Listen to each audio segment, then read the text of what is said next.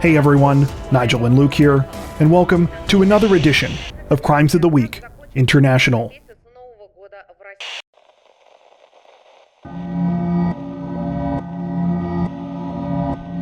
This week, Romanian police announced that they had recovered 22 high-performance bicycles that were recently stolen from Italy's national cycling team.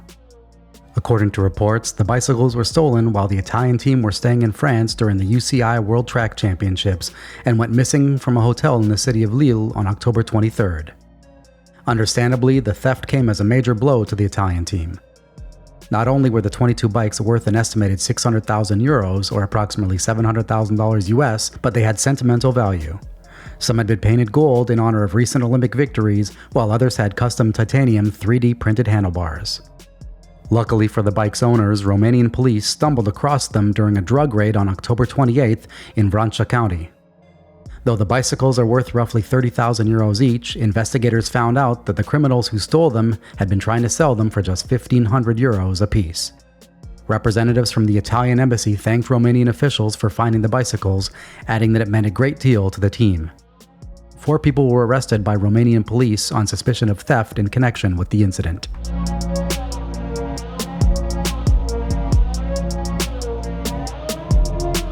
Authorities in Nottingham, England say that they are searching for 2 suspects this week in connection with a disturbing threatening message that was left in a man's apartment. According to reports, the 23-year-old victim awoke to find the words, "I will kill you," written on his bathroom mirror in toothpaste, along with a smiley face drawn on the glass screen of his shower. The man was deeply unsettled by the message and reportedly contacted police because he had no idea how anyone had gotten into his apartment. This week, authorities released images of 2 men who were photographed in the stairwell of the building where the incident took place.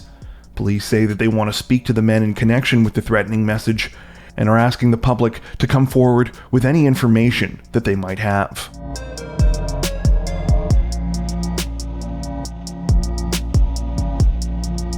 Authorities in the Brazilian state of Minas Gerais say that 25 people are dead this week after a major police raid against a group of suspected bank robbers in the city of Varginha.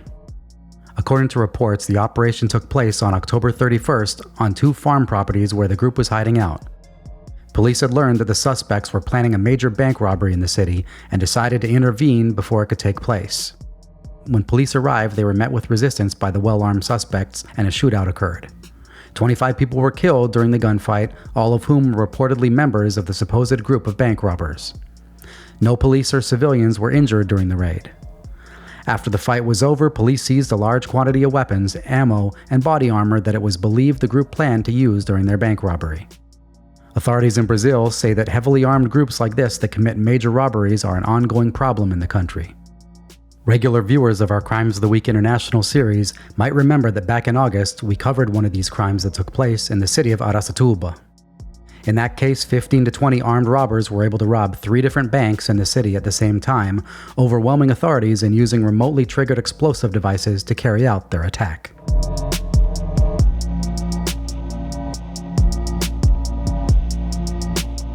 Authorities in the Chinese city of Wuhan say that they are searching for a man this week after he allegedly murdered 7 people before jumping off of a bridge. According to reports, the crime took place on the night of October 24th, when the 39-year-old suspect, identified only by the last name of Gao, was visiting a man by the last name of Zhang. Zhang was a well-liked resident of his village and was acting as a temporary Communist Party secretary, and Gao reportedly went to his house under the guise of having some business that he needed to take care of. It's unknown exactly what transpired between the 2 men once Gao arrived, but at some point it is alleged that he attacked Zhang and his family with a knife. 5 people were later found stabbed to death at the grisly crime scene, including Zhang, his wife, their daughter-in-law, and 2 of their grandchildren. Another child was found barely clinging to life inside the residence when police arrived, and was rushed to hospital.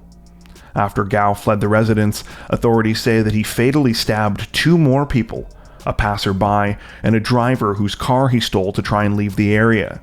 He drove until he reached a bridge over the Yangtze River, where he allegedly jumped in the early hours of Monday morning. No trace of him has been seen since. At the time of this recording, police say that they are still searching for Gao. though jumping into the Yangtze River certainly would have been a dangerous method of escape that easily could have resulted in Gao drowning. It appears that authorities are treating the situation as if he is still on the run.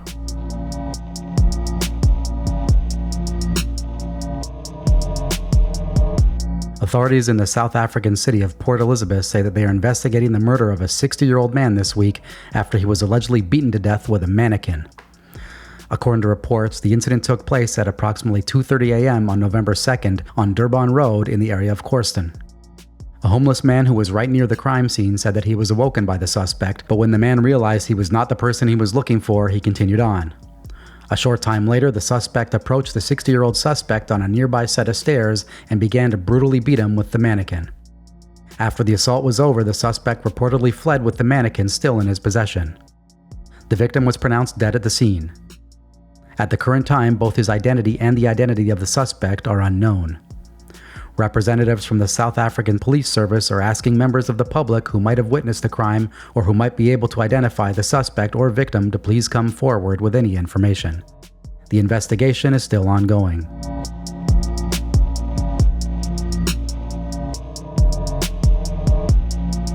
If you're a member of the Crime Zone Patreon, you might remember that on an extended edition of our show 2 weeks ago, we covered the story of a 4-year-old Western Australian girl named Cleo Smith, who vanished from a remote campsite. This week, we are happy to report that Cleo has been found alive and has been reunited with her parents. The incident began on October 15th, when Cleo, her parents, and her younger sister arrived at the remote Quabba Blowholes coastal camp for what was supposed to be a fun weekend camping trip. Things began normally enough until sometime after the family went to sleep in their tent.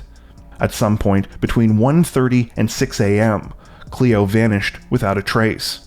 Her mother, Ellie Smith, feared the worst when she realized that the zip on her daughter's part of the tent had been opened to a height past the point that she would have been able to reach.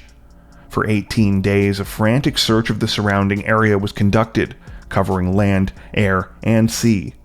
A $1 million reward was also offered for information leading to Cleo's safe return, and police chased down any lead or tip they could find. Then, in the early hours of November 3rd, police forced their way into a house in the town of Carnarvon, roughly a 50-minute drive southeast of where Cleo had been camping with her parents. The missing 4-year-old was found in one of the rooms there and told police her name when asked. The house is apparently less than a 10-minute drive from the Smith family's home. A 36-year-old man has been arrested in connection with the case and is reportedly being questioned by police. He has since been identified as Terrence Darrell Kelly and has been charged with various offenses related to the kidnapping. Kelly apparently has no connection to the Smith family. At the current time, police have not released the exact details of how they found Cleo, but say that it involved information about a car. They say that tracking the missing girl down was like finding a needle in a haystack. The investigation continues.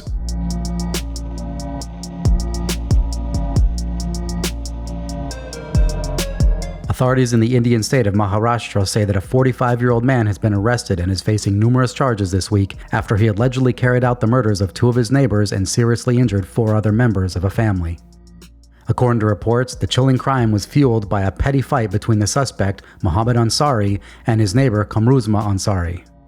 Things boiled over several days before the attack when a woman related to Kamruzma made negative comments about Mohammed, sending him into a rage. On the morning of October 30th, Mohammed decided to get revenge. While Kamruzma was standing at the front of his door, Mohammed approached him with a knife and began to stab him. A neighbor who witnessed the attack, Imtaz Khan, tried to intervene, but soon the knife was turned on him. Both men would die from their injuries. Once Mohammed had finished with the 2 men, he moved on to Kamruzma's family inside the house, attacking 3 children, as well as the 36-year-old woman who had made negative comments about him days earlier. Thankfully, it appears as if all 4 of these victims survived the brutal attack. Authorities arrested Mohammed shortly after the murders, and he has since been charged with murder as well as numerous other offenses. Police say that they have had to maintain a presence in the area since the attack in order to stop tensions between the residents there from escalating again.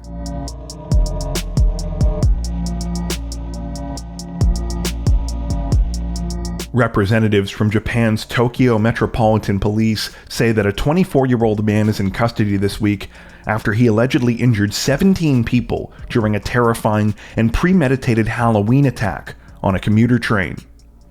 According to reports, 24-year-old Kyoto Hattori began his night by visiting Tokyo's Shibuya district, where he purchased several Zippo lighters, along with at least 10 cans of lighter fluid.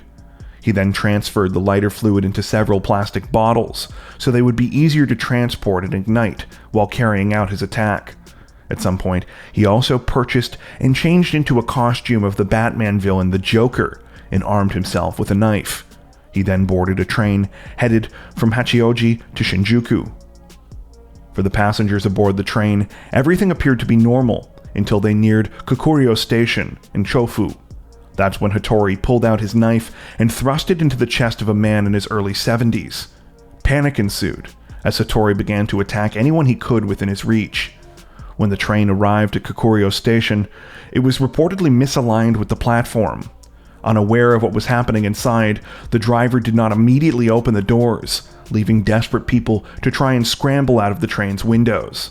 At some point, Hattori also began to burn the bottles of lighter fluid he had brought with him, setting fire to at least one of the train cars.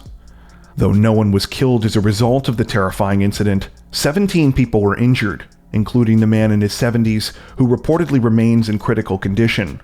Police arrested Hattori shortly after the attack started, as he did not attempt to flee the scene. In subsequent interviews, Hattori told investigators that he committed the crime because he wanted to try and kill as many people as possible and was hoping to get the death penalty.